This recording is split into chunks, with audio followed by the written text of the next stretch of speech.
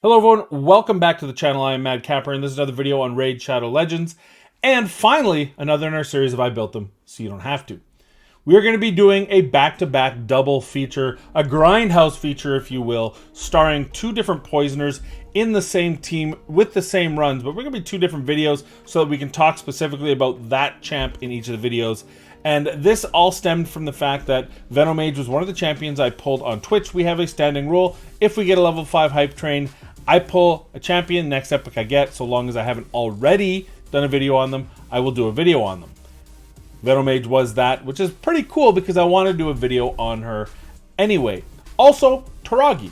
So, I thought to myself, I had Toragi, I had him for quite some time, fully ready to go. Didn't really know what kind of video I wanted to put on him. Now I've got Venomage. Two of them fill a very similar role, but can also be a complementary role. So I decided to do something unique. We took them into two different runs, a clan boss and an ice golem run, to show them complementing each other. Part of a very different team that I don't think anyone's put together before in the clan boss or for ice golem for that matter. They are not speed teams. They are not Infinity. I leave the records to Victor, who clearly the clan boss must have killed relatives or something, because he's got a real anger for the clan boss at 700 million damage. 2 keying Ultra Nightmare by himself. Pretty crazy, but we're just trying to show the rest of us, the middle class, if you will, how to use different sort of teams, sort of different champions that are epics to make things happen. So without further ado, let's start with the first of our double feature. This is Venomage.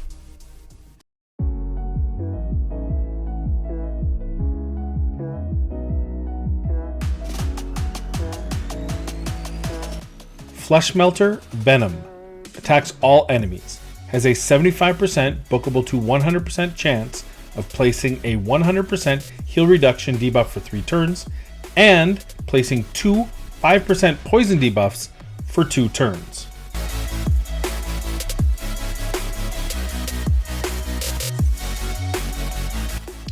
Neurotoxin attacks one enemy, has a 75% bookable to 100% chance of placing a 60% decreased defense debuff for 2 turns. Also has a 75% bookable to 100% chance of placing a 50% decreased attack debuff for 2 turns if the target is under a poison debuff.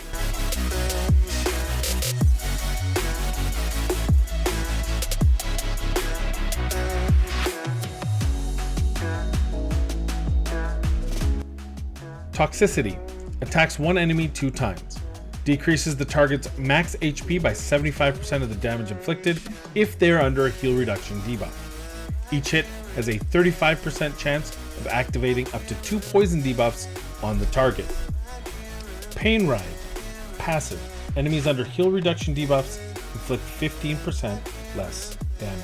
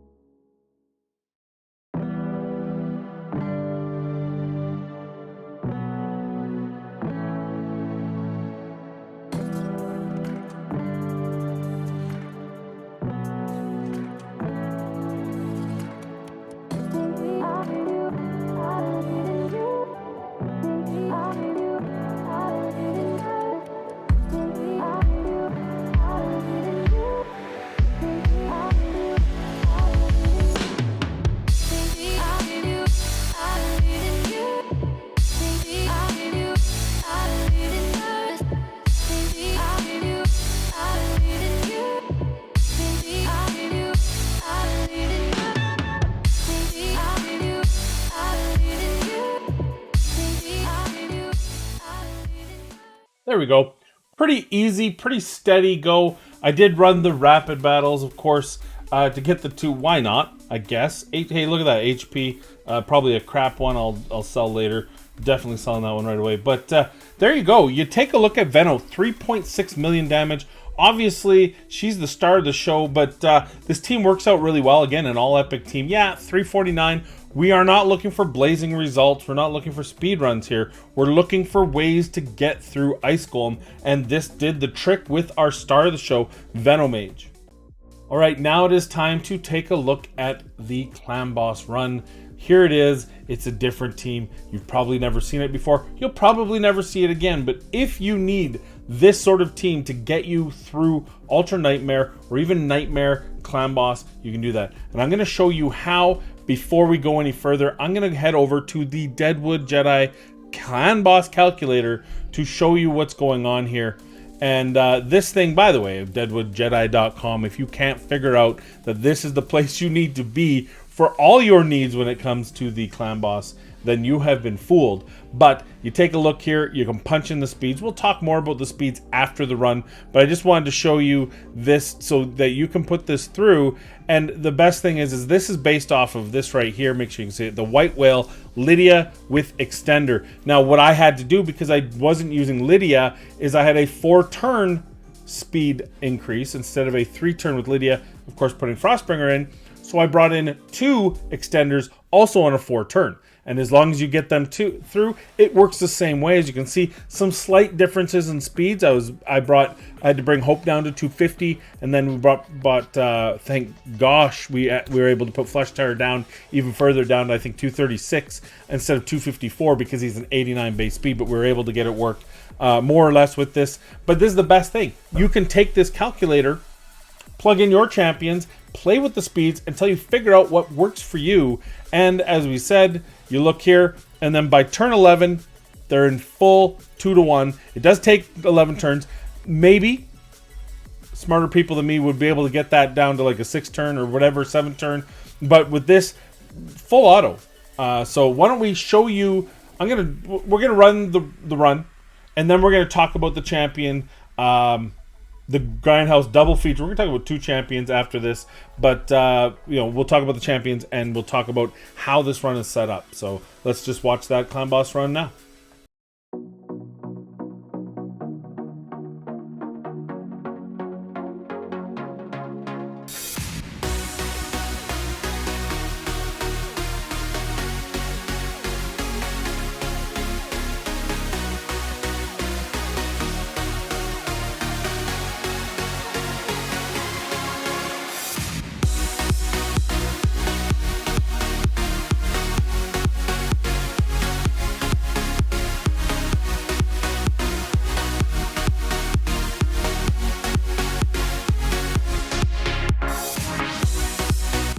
So as I had mentioned, here is a turn 11, and you can see they're going to go on a 2-to-1 ratio at this point. Really nice. See the speed, see the poisons, and then you get the speed buff increase, and then you get it on the wraparound, and it really helps this team run better damage, because otherwise a team like this, no counterattack, it's got no weaken, it's got no heavy nukers, is not going to be able to do that damage. So the ability to do the extra damage is strictly from the ability to do a 2-to-1 ratio. Anyway, we're going to fast forward, aka cut out a bunch of this, and we'll meet you at the end of the run. And here we are now, and boom, low health, 145,000 punch to the face. Toragi's down, and that spells the beginning of the end. But very excited about this team. I'm not going to lie to you. I like the potential of this team. I'm glad that I found it. Hell Hades has the video on it. It's listed on Deadwood Jedi's website, and I'm going to play around with it a little more and probably do more videos featuring different poisoners using something similar to this. There they are, all dead. Oh, and by the way, the 4:30 a.m. when I woke up to do this, got that. Thank God that didn't happen sooner. But there you go, 24.63, easy 3-key Clan Boss team. Always fun doing something different, and this is different. Yes, it's not the 700 million you get when you put together an Infinity team and you give Victor a goal of being the best. It's not an unkillable, a set and forget and walk away, do 1 key. But this is for the middle class, for those of you who are just pushing, and maybe you're like, well, I don't have Maneater, I don't have insert champion A or B here, I don't have Brogni, I don't have Chris, these sort of champions.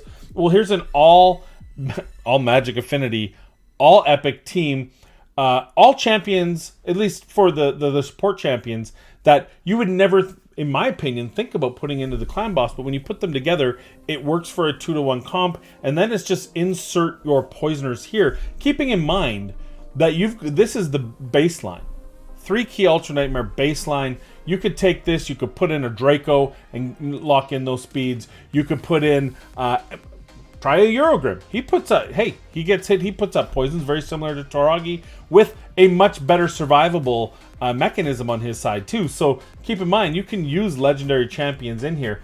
If you wanted to use Claude Beast Feeder is the one I wanted to use. I realized I didn't have him. That was my original goal here. If you put Claude in for Frostbringer, then you also don't need Hope. And instead of bringing in Flesh Terror, you bring in Godseeker Aniri, who's a 3-turn cooldown. They're both 3-turn cooldowns, so you get that speed on a 3-turn, similar to the Lydia. You plug it in using that White Whale Lydia, except for you use those champions in, and then you can bring in a Nuker or a block debuff so that it's affinity friendly, or whatever you want, a Doom Priest to cleanse. You've got options with this team, which is kind of fun. This is the base line, like I said, but I can't say it enough. It was very fun to build because it's something so different and something that I didn't think had been out there yet. So, okay, so here's the team. We're going to go through all 5 of them. In the lead, Toragi the Frog. I put him in lead because at some point I thought I was going to use him for the stuns. Then I realized I didn't have Claude, so everything fell apart on that matter. And so Veno's going to take the stuns. You could probably play around, but I think that Toragi's fine in the lead. The resist all battles, I guess, if you want. I don't honestly. I don't think any of them have a good aura for this. So I'm pretty sure they're all dungeon or faction wars. So except for him, maybe Venom's is an accuracy one, and she's taking the stun anyway. So you could argue that. But you see here, Toragi here, 84,000 HP, 2,100 defense, 221 speed, 297 accuracy. I prioritize HP over defense for Toragi because, of course, he does a self heal and he's doing the ally protect. So we want him with as much health as possible. Plus, all his stuff is based off of HP, so it's an added bonus. Of course, we have the decreased attack. We have the ally protection with his self shield to help him survive, and the heal increases for each poison debuff on the enemy team. Keep that in mind. Very strong against when paired with any other poisoner. So you put Toragi with Veno. You put Toragi with is it Eurost? I said Eurogrim earlier. I apologize. Eurost. You have you put him in with Draco, right? Any of these poison champions, and it's just going to make that heal that much better, which is also really nice because then he's taking all that damage and being able to heal up. We lock out Potent Stench. Just isn't really needed. It's an AoE. We only have one target. It's a provoke. We don't need a provoke, so we lock it out. And then the Bog Blessing, like we talked about. Toxic Blood. When he's attacked, it's a 50% chance of a 5% poison debuff, and occurs once per hit. So we showed it on Void. Think that if you are putting this up against affinity champions and you can bring in that Claude instead, then you're going to get even more value out of this because you're getting hit multiple times on the A1 and A2. Next up, Venomage. Again, this one we're doing a specific setup, and I'll explain a little bit as to why, but HP 35,000, 4,100 defense, 217 speed, 272 accuracy. We did get full crit rate, crit damage for a little bit extra, but the War Master procs are really what matters here. And you see that we're starting with Neurotoxin, followed by Flesh Melter, and there's a reason for that. We'll talk about when we get to Frostbringer, but this is just setting up so I can do full auto from turn 1. So we want Neurotoxin, which puts that decreased defense and attack. We do have Toragi with a backup on the decreased attack, which is also good because if you're swapping in and out different champions, different poison champions, it's good to have different forms of the decreased defense, decreased attack, weaken if you have a set that does have weaken. Obviously, this team doesn't. And then we're going to follow that up with this. So the heal reduction, normally you don't want that to land, but in this particular case, you absolutely do, because that actually does this, which is a 15% heal reduction. It reduces the damage incoming. So that's huge. 15% less damage means more turns against this against the clan boss. And then toxicity just puts it into the decrease. Max HP is not a big deal, but it also can activate a couple of the poison debuffs. So this Veno is really good with another high-end poisoner because it can activate a couple of those poisons. So if you have 5 or 6 poisons, you activate a couple, you get a little extra damage, and you got to tick up. Also very good with Vizier. Unfortunately, I don't have them on this account where you can just run those, run those poisons up, and then she just keeps ticking some of them off to get that extra damage. But it doesn't ruin the fact that you've capped the debuffs. So Frostbringer, we're getting her to do Cones of Cold first, which does have a small chance of putting a heal reduction. Not a big deal because we're typically getting it from Veno. And then on the second turn, we're getting the Arctic Winds. Arctic Winds is some of our champions are attack-based champions, so it does help a little bit with the damage. But more importantly, it's that increased speed on a 4-turn cooldown. That's what's giving us the 2-to-1. The reason why we went this is so third turn, we have a backup decreased defense in case it gets resisted on Veno. And this will happen if the target has a heal reduction debuff, which Veno's putting in turn 2. So Frostbringer then can use this in turn 3 on a 3-turn cooldown and go. And of course, we're making this the priority. I'm pretty sure it is anyway, but just in case there's some weird, background program, we always want to make sure Arctic Wind goes up before she uses Snow Flurry. Talk about it. 268. She is the fastest. It is a very 268 is a grueling speed for a lot of people to gear out, but if you can get there, definitely. 4,500 defense. She cannot die, and we have 45k HP because we do not want her to be the stun target.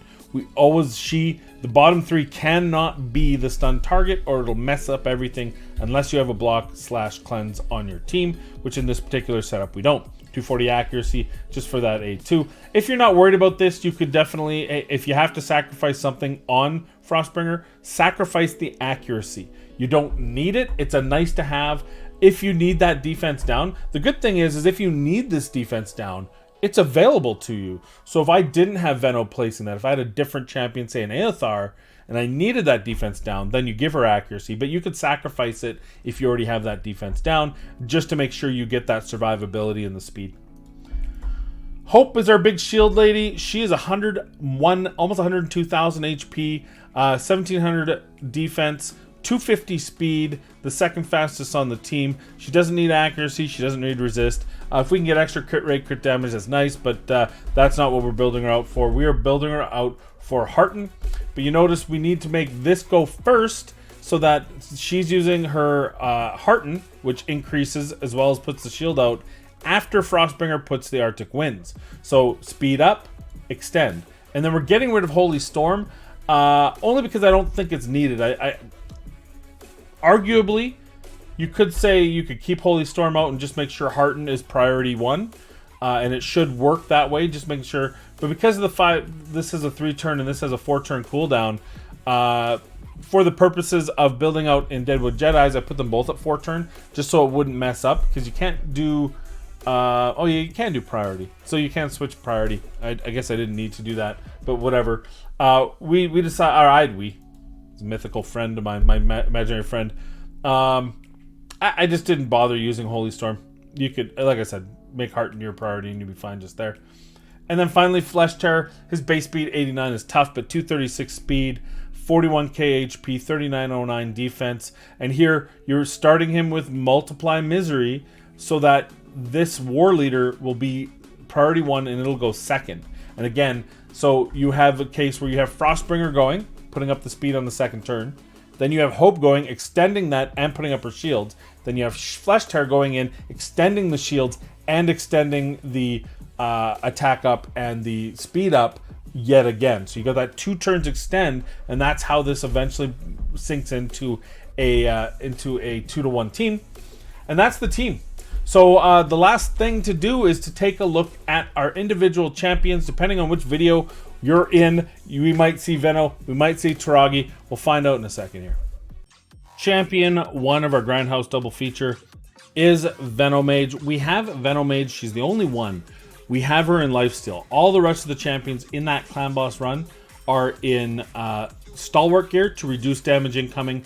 But because Veno is the lowest health and she is taking the stun, I just felt it was more survivable to put her in a good lifesteal set. Also, to have 4 good sets of stalwart gear is one thing. To have 5 is just that much more.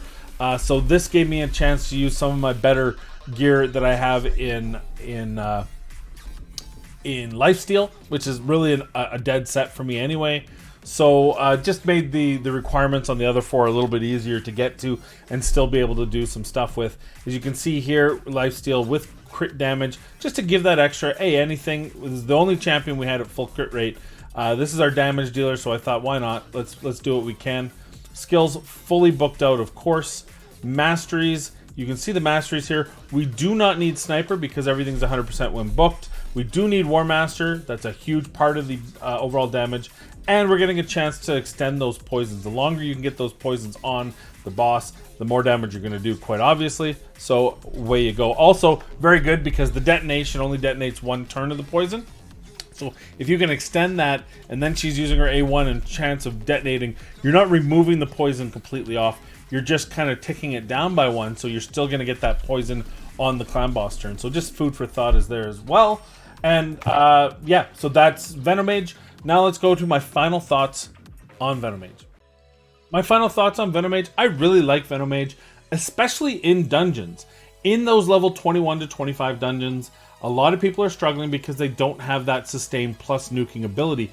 Well, poisons are a beautiful way around that. They're a cycle tick, so now you just have to do sustain with poison, and you don't have to worry about the damage as well, because over time, this champion will do that damage for you. And despite, you know, doing reasonable good attack damage, also reasonable defense damage on her stats and abilities, and the fact that if she puts that heal reduction debuff, which is good, for example, against a Fire Knight, she's gonna do 15% less damage inflicted upon you. You saw it in the clan boss. Fire Knight, my preferred method is to keep that shield open, so maybe the heal reduction, the damage reduction would be less important, but nonetheless, you've also got all battles accuracy. If I were to redo the clan boss team, I'd put her in the lead. I don't know if it makes much of a difference, but it just makes that accuracy requirement a little less stringent, especially given the fact that if I was going up against a Magic Affinity clan boss, they're going to put the decreased accuracy on us, so having that extra accuracy would be smart. And then, you know, that poison, right? She's putting a heal reduction for 3 turns, and she's placing 2 5% poisons for 2 turns there, and she's got the decreased defense, decreased attack, and she's got this 35% chance of activating, plus a heal reduction debuff. She has a little bit of everything. I like thinking of her in particular Scarab boss teams, if you can get it to work on the right rotation. Poisons are great. You've got and you've got this enemy max HP ability, nice against the Scarab if you're not using like Euros or Vergus or one of those kind of one man teams. Really like Venomage overall. I think she's a top tier champion for poison. If you do not have an unkillable team, if you have an unkillable team, I believe she would still work for you, but she just put up that decreased attack, so kind of a second tier option. Nonetheless, I think if you needed her, she's there. She's not putting the kind of poisons that blow people away, but I think she can be part of an overall good team. I think in counterattack she might be okay, though you do have to watch. I think her with Vizier in a counterattack team would blow your mind away. Unfortunately, I have Vizier on the other account. I have Veno on this account, which is unfortunate because I really want to try that, because Veno would be reducing that with her A1. Every chance has a chance to bomb a couple of those poison ticks. At the same time, you have Vizier continually buffing them up. I think it would do really well. But I think what was the most exciting wasn't just seeing her in the clan boss where she did phenomenal damage, but also seeing her in that Ice Golem run where she just kept throwing the poisons up and throwing the poisons up, getting that decreased attack on an AoE, getting that decreased defense, and it really helped the team overall A, survive, B, kill. And because of the Ice Golem, the poison ticks can actually ignore, and I unfortunately didn't get it on the run I recorded. A run previous, he only actually revived his champions once the whole fight, and it was a 3-minute, it was just over like 3:01 run. So, and that's, again, that's a team that's all epics. It's not a crazy team. So, very good champion, very strong suitability. The only downside of Veno, if there is a downside, is that there are a lot more poison options now than there were a year and a half ago. From Frozen Banshee, a very budget way to go, to, of course, you know, the old school Eothar, the top tier Draco, but there's other ones like Anax, and you've got all these other champions, more and more champions, Toragi even, that we're going to do at the same time here. So that does make Venomage a little less, you know, top shelf. But if it's a champion you pulled and you don't have one of the other champions, or this is the champion you want to go with, I think certainly having that A2 on a 3-turn cooldown is very strong. So I say I recommend her for teams that are looking for a poisoner. If you aren't looking for a poisoner, I still, worth taking a look for an Ice Golem team, especially possibly a Dragon team as well. Again, defense down, attack down, poisons against a Dragon, always very good. Fire Knight, I'm a little bit skeptical. And of course, I can't see, outside of maybe Spider 20 as part of a bomb team, I can't see a huge amount of success with her in Spider. But overall, a really good champion that's very versatile, that you can use, and is going to probably help you if this is the sort of champion you're looking for. That's all I have for you today. I want to appreciate and thank you for watching the video. I apologize that I'm not putting out the videos I used to. Work is a lot more than I thought it was going to be. Just with the times and how late I get home during the week, and then that weekend just needing to decompress. But I'm doing my best. I promise I'm trying my best to get more videos out there. So hopefully I will up my ante and get back to 3 to 4 videos per week. Of course, I am always streaming Twitch on Friday and Sunday. I'm trying to go back to Saturdays, but again, life gets in the way. So we'll see what happens. Nonetheless, I hope you enjoyed the video. I want to thank you, appreciate you. Please be kind, be safe, and we'll see you in the next video.